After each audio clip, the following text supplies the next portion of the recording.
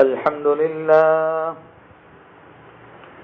لله نحمده ونستعينه ونستغفره ونؤمن به ونتوكل عليه ونعوذ بالله من شرور أنفسنا ومن سيئات أعمالنا من يهده الله فلا مضل له ومن يضلله فلا هادي له ونشهد أن لا إله إلا الله وحده لا شريك له ونشهد أن سيدنا وسندنا ونبينا وحبيبنا ومولانا محمدا عبده ورسوله أما بعد فأعوذ بالله من الشيطان الرجيم بسم الله الرحمن الرحيم أما بعد فأعوذ بالله من الشيطان الرجيم بسم الله الرحمن الرحيم ولا تقربوا الزنا إنه كان فاحشا وساء سبيلا صدق الله العظيم وصدق رسوله النبي الأمي الكريم ونحن على ذلك لمن الشاهدين والشاكرين والحمد لله رب العالمين اللهم صل على سيدنا محمد وعلى آل سيدنا محمد وبارك وسلم. حق تعالی جل شانہ نے انسان کو فطری خوبیوں سے مالا مال فرمایا ہے، اسی لیے قرآن کریم میں حق تعالی فرماتے ہیں کہ زنا کے قریب بھی مت جاؤ. گویا کہ زنا کے قریب سے انسان کو روکا گیا تاکہ عین زنا سے وہ اپنے آپ کو بچایا سکے. تو زنا کے عنوان پر اور اس کی قسموں کے بارے میں بات ہماری چل رہی تھی کہ جس طریقے سے حدیث پاک میں جناب نبی کریم صلی اللہ تعالی علیہ وسلم نے حدیث پاک میں ارشاد فرمایا کہ آنکھ بھی زنا کرتی ہے اور آنکھ کا زنا دیکھنا ہے. پھر فرمایا کہ کان بھی زنا کرتا ہے اور کانوں کا زنا یہ سننا ہے. اس لیے آدمی کو سب سے پہلے بدنظری اور آنکھوں کی حفاظت کرنا یہ بہت زیادہ ضروری ہے.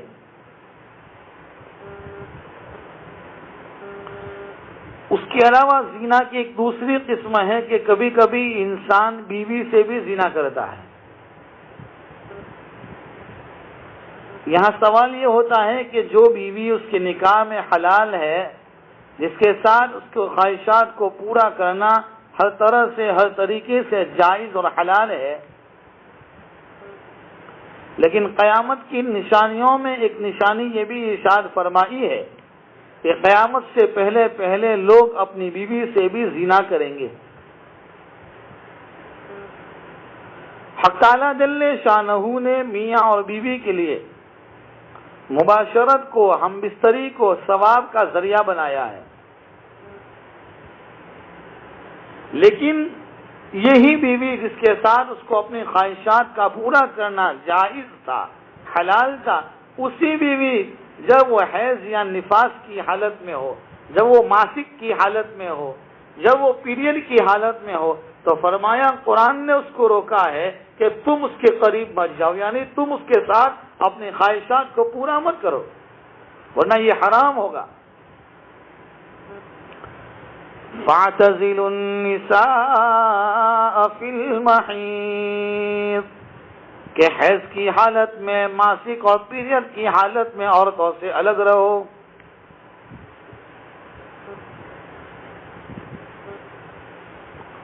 اسی لیے نبی کریم صلی اللہ تعالی علیہ وسلم نے حدیث پاک میں فرمایا، جس کا مفہوم ہے کہ جو حائضہ عورت کے پاس یا عورت کے پچھلے حصے سے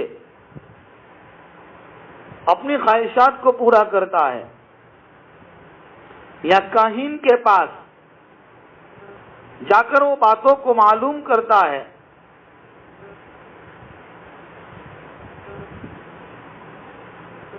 تو گویا کہ فرمایا کہ اس نے کفر کیا ہے، اس چیز سے اس نے کفر کیا جو نبی کریم صلی اللہ تعالی علیہ وسلم پر نازل کی ہوئی۔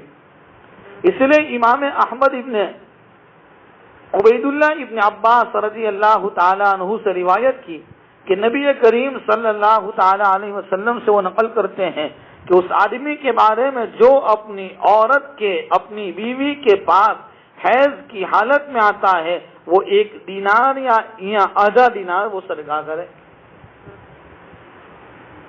تو اپنی بیوی سے، اپنی بیوی کے پچھلے حصے سے اپنی خواہشات کو پورا کرنا یہ ناجائز اور حرام ہے۔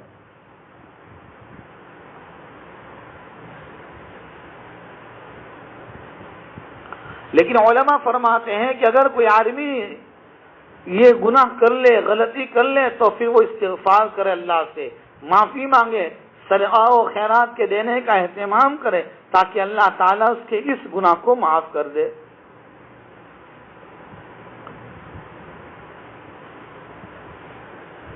آگے فرماتے ہیں کہ جب غیر محرم مرد اور عورت اس طرح سے ملے کہ مرد کا عضو خاص اور اس کی شرمگاہ عورت کی شرمگاہ میں داخل ہو جائے تو یہ زنا ایک کی کامل اور مکمل صورت ہے جس پر اس پر حد جاری ہوگی،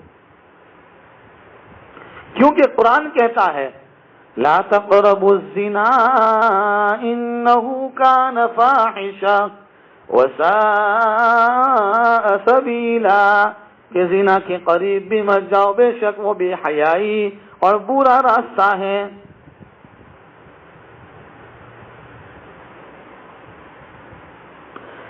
کہ اے امت محمدیہ صلی اللہ تعالی علیہ وسلم، اللہ کی قسم اس بات پر کہ اللہ تعالیٰ سے بڑھ کر کسی کو غیرت نہیں آتی کہ کوئی مرد یا عورت زنا کرے، اللہ کی قسم جو کچھ میں جانتا ہوں اگر تم جانتے تو فرمایا کہ بہت کم ہنستے اور تم زیادہ روتے۔ اللہ کے نبی نے فرمایا کہ یہ کتنی گھناؤنی اور کتنی ناپسندیدہ اور کتنی بے حس اور بے غیرت عادت اور طریقہ ہے کہ آدمی اپنی شرمگاہ کو کسی غیر محرم عورت کی شرمگاہ میں داخل کر کر اپنی خواہشات کو پورا کرے۔ اسی لیے فرمایا اگر غیر شادی شدہ مرد اور عورت زنا کرے تو ان کی سزا 100 کوڑے لگانا ہے، کہ اس کو لگایا جائے، اس کی پٹائی کی جائے۔ لیکن اگر شادی شدہ زنا کرے تو ان کی سزا فرمایا سنسار ہے۔ اس سے معلوم ہوا کہ شادی شدہ عورت کیونکہ کسی کی امانت ہوتی ہے، وہ کسی کے نکاح میں ہوتی ہے، اس سے زنا کرنا یہ زیادہ سخت گناہ ہے کہ امانت میں خیانت بھی کی، کسی کے نسب کو داغدار کرنا ہے، آنے والی اولاد کے، آنے والی نسل کے اس کے نسب کو خراب کرنا ہے اور شوہر کے دل کو تکلیف پہنچانا ہے۔ اسی لیے نبی کریم صلی اللہ تعالی علیہ وسلم نے فرمایا کہ شرک کے بعد کوئی گناہ اس سے بڑھ کر نہیں کہ کوئی آدمی اپنا نطفہ اور اپنا ویریہ اور اپنا منی ایسے رحم میں رکھے جو اس کے لیے حلال نہیں۔ آج کل ماڈرن زمانے میں اور موجودہ حالات میں ہمارے نوجوان جو اپنی زندگی کو ایک اس طریقے سے گزار رہے ہیں،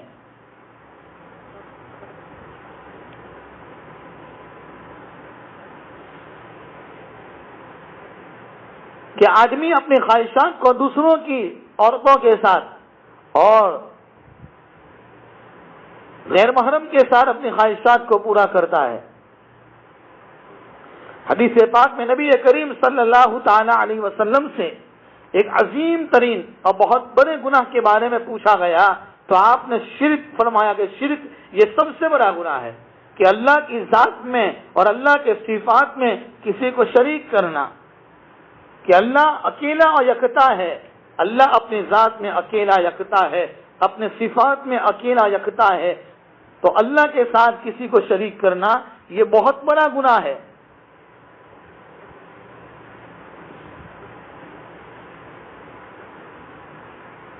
تو فرمایا کہ سب سے بڑا گناہ یہ ہے کہ آدمی شرک کرے، اور فرمایا شرک اور قتل،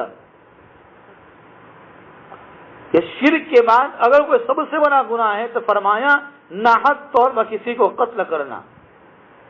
آگے فرمایا کہ تیرا اپنے پڑوسی کی بیوی کے ساتھ زنا کرنا، یعنی ہمارا پڑوسی جو مسلمان ہے ایمان والا، کہ پڑوسی تو ایک دوسرے کے سکھ اور دکھ میں ساتھ دینے والا ہوتا ہے، اور اس پڑوسی کی بیوی کے ساتھ وہ زنا کرے۔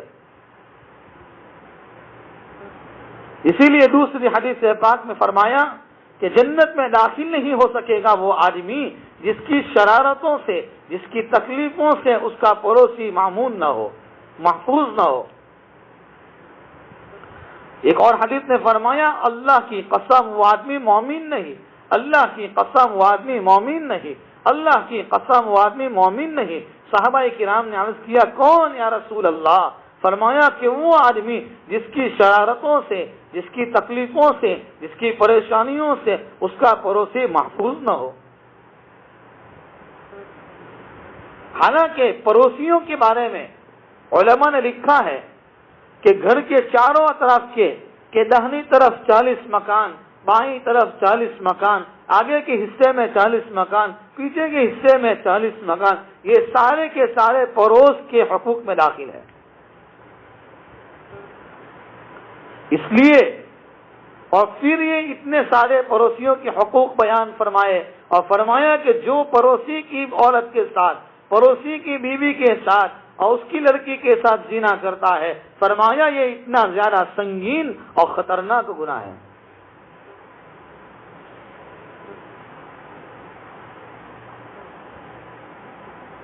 اور فرمایا کہ اگر پڑوسی وہ اگر ہمارا قریبی رشتہ دار ہے، ہمارا قریبی ریلیشن میں رہنے کا تعلق رکھنے والا ہے، تو پھر اس کی بیوی یا اس کی بیٹی سے زنا کرنا یہ اور بھی زیادہ سخت گناہ کی بات ہے، کہ اس نے پڑوسی کے دل آزاری کے ساتھ اپنے رشتے کو توڑنا ہے۔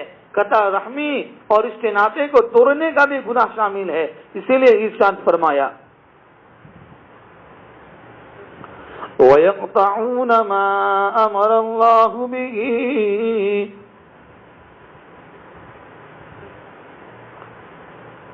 کہ جو اللہ سے، اللہ نے جس کو ملانے کا حکم دیا ہے اس سے وہ توڑتے ہیں۔ اسی لیے حدیث پاک میں تو یوں فرمایا کہ جو آدمی قطع رحمی کرتا ہے، رشتے کو توڑتا ہے، ان کی تو شب قدر میں مغفرت نہیں ہوتی۔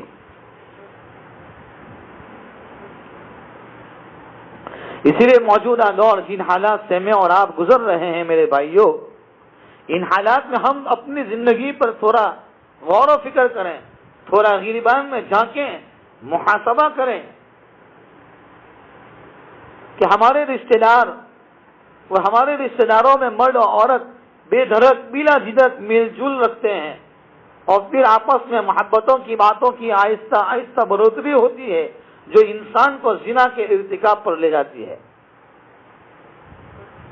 جیسے ہماری خالہ کی لڑکی، ہماری ماموں کی لڑکی، ہماری پھوپھی کی لڑکی، ہماری چچا کی لڑکی، ہم اس کو اپنی بہن کہہ کر اور وہ ہمیں اپنا بھائی سمجھ کر ہم اس کے ساتھ پردے کا خیال نہیں کرتے۔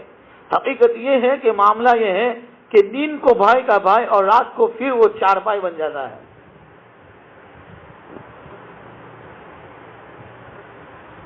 دن کو وہ بھائی کہتی ہے، رات کو پھر ہم اس پر چارپائے ہوتے ہیں کہ جب ناجائز تعلقات کا اور جب ناجائز رشتے آپس میں جڑتے ہیں، گھروں سے برکتیں ختم ہو جاتی ہے، گھروں سے رحمتیں ختم ہو جاتی ہے، گھروں سے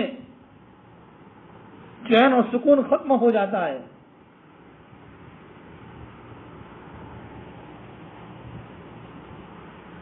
اس لیے میرے بھائیوں، ان موجودہ دور میں، ان موجودہ حالات میں اپنے آپ کو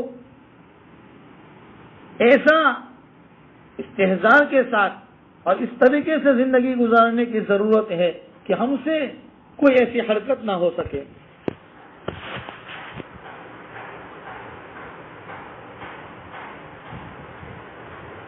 کہ آدمی پڑوسیوں کی بیوی کے ساتھ زنا کرے، آدمی پڑوسی کی لڑکی کے ساتھ زنا کرے، کتنی سنگین اور خطرناک بات ہے۔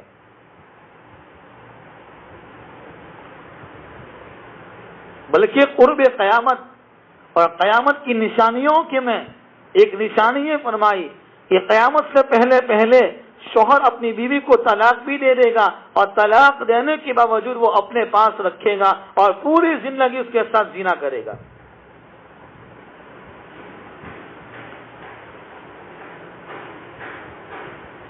کہ پوری زندگی اس کے ساتھ زنا کرے گا۔ آج ہم دیکھتے ہیں لوگ ہمارے پاس آتے ہیں، مسائل پوچھتے ہیں کہ مولانا ہم نے اپنی بیوی کو یہ الفاظ کہہ دیے کہ ہمارا نکاح باقی ہے یا نہیں ہے۔ اگر مسائل کی روشنی میں اس کی باتوں کو سن کر جواب دیا جاتا ہے کہ آپ کے طلاق ہو چکی ہے، آپ کے نکاح سے وہ عورت نکل چکی ہے، لیکن محلے کی شرمندگی اور محلے کے سامنے اپنا منہ دکھانے اور اپنی عزت کے خاطر وہ پھر بھی طلاق دینے کے باوجود وہ اس کے ساتھ پوری زندگی نکاح میں رہتا ہے، گویا کہ وہ نکاح تو نہیں ہوتا بلکہ وہ پوری زندگی اس کے ساتھ وہ زنا کرتا ہے۔ اللہ کے نبی نے فرمایا کہ قرب قیامت کی نشانیوں میں سے ایک نشانی یہ بھی ہے کہ شوہر اپنی بیوی کو طلاق دینے کے باوجود وہ اپنے پاس رکھے گا اور زنا کا مرتکب ہوگا۔ کہ آدمی دنیا والوں کے سامنے کیا منہ بتائے گا۔ اسی لیے میرے بھائیوں، یاد رکھو، اپنے گھروں کے اندر اپنی بیوی سے اور بیوی کو چاہیے کہ اپنے شوہر سے کسی بات میں جھگڑنے سے پہلے خصوصاً شوہر کو چاہیے کہ اپنی بیوی کے سامنے کوئی ایسے الفاظ نہ نکالے جس کی وجہ سے وہ نکاح سے نکل جائے۔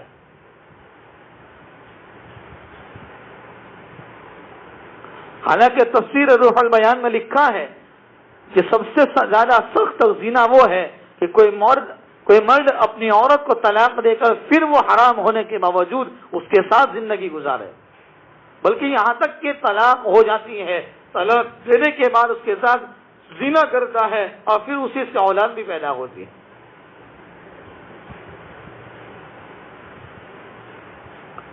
تو یہ کتنی سنگین اور کتنی خطرناک بات ہے میرے بھائیوں۔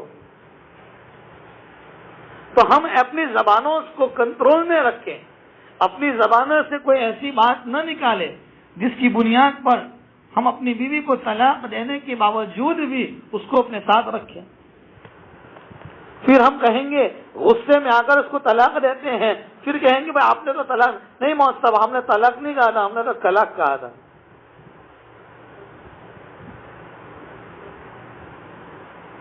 اس سے آگے فرمایا کہ ایک وہ آدمی ہے جو بوڑھا ہے، جس کے پاؤں میں چلنے کی طاقت نہیں، اس کے پاؤں قبر میں لٹک رہے ہیں اور وہ بوڑھا ہو کر زنا کرے، یہ زنا کی بدترین شکل ہے۔ آج کل میرے بھائیوں ہمارے محلوں میں ایسے بوڑھے آپ کو مل جائیں گے جن کے پاؤں قبر میں لٹک رہے ہیں، جن کے چہرے بیٹھ چکے ہیں، جن کی آنکھوں میں روشنیاں کم ہو چکی ہے، جن کے دانت ٹوٹ چکے ہیں، لیکن پھر بھی ان کے اندر ایسی خواہشات ہیں کہ وہ زنا کرنے کی عادی بنے ہوئے ہیں۔ اس لیے حضرت پیر ذوالفقار نقشبندی دامت برکاتہ علیہ نے لکھا ہے کہ مرد کبھی بوڑھا نہیں ہوتا۔ اسی لیے نوجوان عورتوں کو چاہیے کہ اپنے آپ کو بڑے بوڑھوں سے بھی بچائے، اپنے آپ کو بڑے بوڑھوں لوگوں سے بھی بچائے۔ اگر وہ بوڑھا ہے تو اس کا گناہ بہت بڑا ہے، اور وہ ان 3 آدمیوں میں ہے جن سے اللہ جل شانہ کل قیامت کے دن بات چیت نہیں کریں گے اور نہ اس کو پاک کریں گے، اور ایسے لوگوں کے لیے دردناک اور خطرناک عذاب ہوگا۔ یہ زنا کی دوسری قسم آپ کے سامنے ذکر فرمائی۔ زنا کی تیسری قسم فرماتے ہیں کہ آدمی ہم جنس سے زنا کرے، یعنی کبھی 2 مرد یا 2 عورتیں ایک دوسرے سے اپنی خواہشات کو پورا کرے، کہ مرد سے اپنی خواہشات کو پورا کرتا ہے، عورت سے خواہشات کو پورا کرتی ہے، کہ لواطت کے معنی کہ ایک مرد دوسرے مرد کے پاخانے کے راستے میں اپنا عضو مخصوص داخل کر اپنی خواہشات کو پورا کرتا ہے۔ یہ گندی عادت اور یہ ناپاک عادت، یہ گھناؤنی عادت حضرت لوط علیہ السلام کی قوم سے شروع ہوئی، اسی لیے اس کا نام لواطت رکھا گیا ہے۔ آج کل ہمارے محلوں میں، ہمارے گاؤں میں، ہماری مسلم سوسائٹیوں میں اور ہمارے علاقوں میں ایسے نوجوان لڑکے مل جائیں گے جو ایسی گندی اور گھناؤنی عادتوں میں مبتلا ہے۔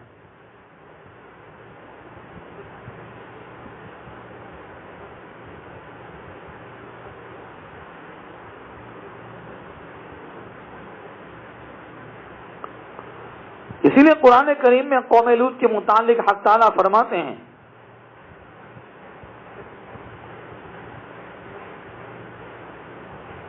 کہ کیا تم مردوں کے پاس آتے ہو اور چھوڑتے ہو جو تمہارے لیے رب نے تمہارے لیے بیویاں بنائی ہے، بلکہ تم حد سے گزرنے والی قوم ہو۔ کہ اللہ تعالیٰ نے مرد کی شہوت پورا کرنے کے لیے عورت کو بنایا۔ اگر کوئی آدمی عورت کے بجائے مرد سے اپنی خواہشات کو پورا کرے، یہ اس کی گندی ذہنیت کی دلیل ہے۔ ایسا آدمی فطرت انسانی کے خلاف کام کرتا ہے، اس کی بصیرت چھین چکی ہے اور عقل سے خالی ہو چکا ہے۔ اس کی مثال اس آدمی کی طرح ہے جو بہترین تیار شدہ بھنے ہوئے گوشت کو کھانے کے بجائے گلا اور سڑا ہوا بدبودار اور کچا گوشت کھانے کی خواہشات کرے۔ قوم لوط سے پہلے یہ عمل تاریخ انسانی میں کسی نے ایسا کام نہیں کیا ہے۔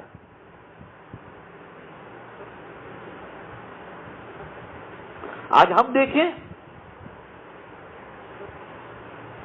حالانکہ حق تعالیٰ جل شانہ نے اس قوم کو لواطت کے گناہ پر 5 طرح سے عذاب دیا تاکہ دوسرے لوگ اس سے عبرت اور سبق حاصل کریں۔ کہ الاہلاک کہ پوری قوم لوط کو ہلاک کر دیا گیا سوائے چند مومنین کے۔ اس سے معلوم ہوا کہ لوطی عمل کرنے والے کو خلاف فطرت کام کرنے کی وجہ سے زندہ رہنے کا زمین پر کوئی حق نہیں ہے۔ اس کے زندہ رہنے سے اس کا مر جانا بہتر ہے، نہ رہے گا بانس اور نہ بجے گی بانسری۔ اس کا زندہ رہنا کوئی حق نہیں ہے کہ وہ زمین پر زندہ رہے۔ آگے فرمایا قلب دیارہم علیہم، قوم لوط کی بستی کو ان پر الٹ دیا گیا۔ ابن قیوم فرماتے ہیں اور ان کے گھروں کو جڑ سے اکھاڑ کر آسمان کی طرف اتنا اونچا اٹھایا کہ فرشتوں نے کتوں کے بھونکنے کی اور گدھوں کے ہنگنے کی آواز سنی۔ کہ اللہ تعالیٰ نے جب قوم لوط کو ہلاک کیا تو ان کی بستیوں کو اور ان کے گھروں کو زمین کی جڑ سے اکھاڑ کر آسمان کی بلندی کی طرف اللہ تعالیٰ لے گئے، اور پھر اتنی بلندی تک اور اتنی اونچائی پر لیا گیا کہ فرشتوں نے زمین پر کتے کے بھونکنے کی اور گدھوں کے ہنگنے کی آواز کو آسمانوں پر سنا۔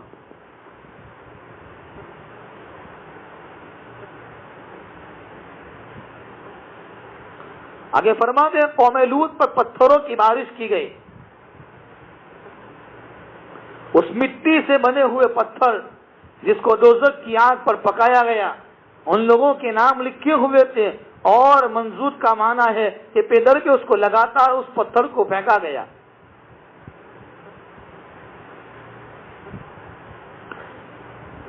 کہ حق تعالیٰ جل شانہ نے پتھروں کی ایسی بارش نازل فرمائی اور ایسی بارش برسائی کہ ان کے حاضر اور ان کے غائب تمام لوگوں کو اس پتھروں کے ذریعے سے ہلاک کر دیا۔ حتیٰ کہ ان میں سے کوئی تاجر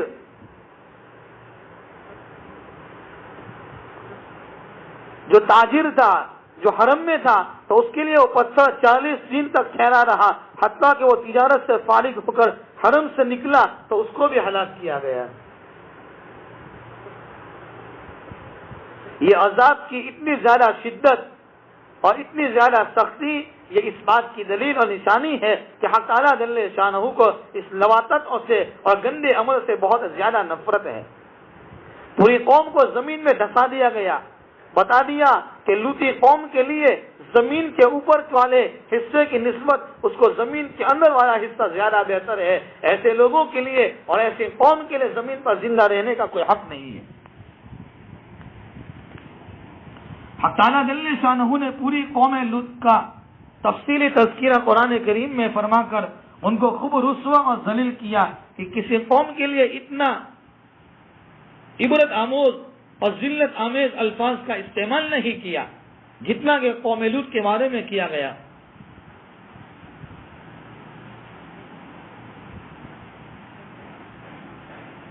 یہ کتنا گھناؤنا اور کتنا ناپسندیدہ اور کتنا خطرناک عمل ہے۔ اس قدر عبرتناک عذاب اس لیے دیا گیا تاکہ دوسرے لوگ کانوں کا ہاتھ لگائے اور اس گناہ کے معنی میں دل و دماغ میں خیال بھی نہیں لائے۔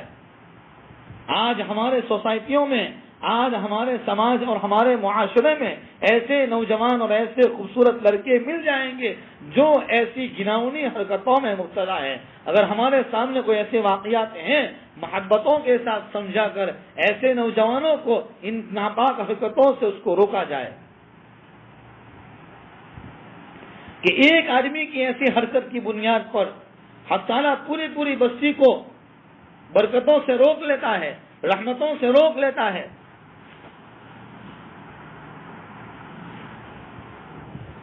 کیونکہ زنا اور لواطت یہ دونوں گناہ یہ گناہ کبیرہ ہے، خطرناک اور بڑے گناہ ہے۔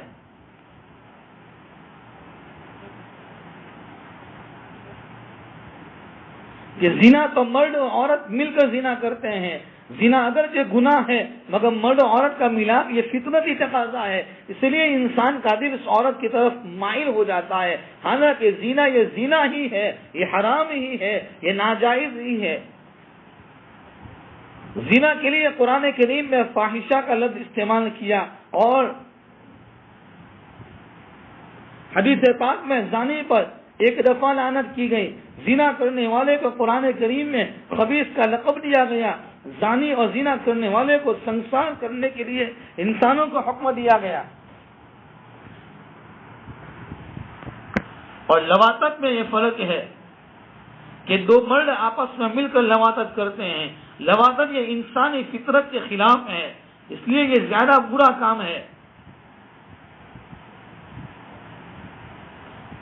اور لوطی اور لواطت کرنے والا یہ اپنے نطفے کو ایسی جگہ ڈالتا ہے جہاں بربادی کے علاوہ کچھ نہیں اس کے ہاتھ میں۔ اور لوطی پر، لواطت کرنے والے پر، اس ناپاک حرکت کرنے والے پر قرآن کریم میں 3 مرتبہ لعنت بیان فرمائی۔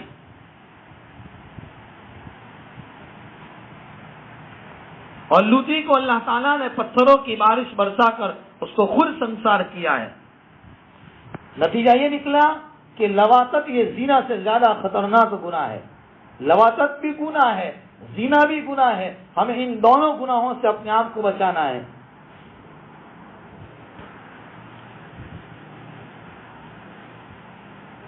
اس لیے موجودہ دور میں اپنے آپ کو ہمارا معاشرہ اور ہمارا سماج، ہماری سوسائٹی ایسی پاکیزہ اور ایسی صاف ستھری بنانے کی ضرورت ہے کہ ہمارے محلے میں، ہماری سوسائٹی میں، ہمارے سماج اور ہمارے معاشرے میں، ہمارے گاؤں اور ہمارے علاقے میں اور ہمارے اطراف میں کوئی آدمی ایسی حرکت کرنے والا نہ ہو جس کی ایسی ناپاک حرکت کی بنیاد پر حق تعالیٰ جل شانہ کا غضب نازل ہو۔ اسی لیے تو حدیث پاک میں آتا ہے جب دنیا میں زنا کاری اور بدکاریاں عام ہو جائے گی، جب فحاشی عام ہو جائے گی، جب کھلے عام اللہ کی نافرمانی ہونے لگے گی، تو پھر اللہ تعالیٰ دنیا میں ایسی بیماریوں کو پیدا کریں گے جس کے نام ہمارے باپ داداؤں نے بھی کبھی نہیں سنے ہوں گے، اور اس کا علاج بھی نہیں ملے گا، وہ لا علاج بیماریاں ہوگی۔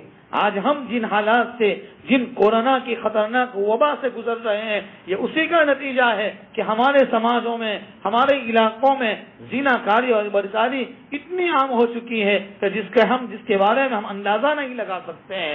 اچھے دیندار گھرانے کے لوگ بھی ایسی حرکتوں میں مبتلا ہیں۔ حق تعالیٰ جل شانہ سب سے پہلے مجھے اور ہم تمام کو ان ناپاک حرکتوں سے بچنے کی توفیق عطا فرمائے، ایسے گناہوں سے اللہ میری، ہم سب کی اور پوری امت مسلمہ کی پوری حفاظت فرمائے۔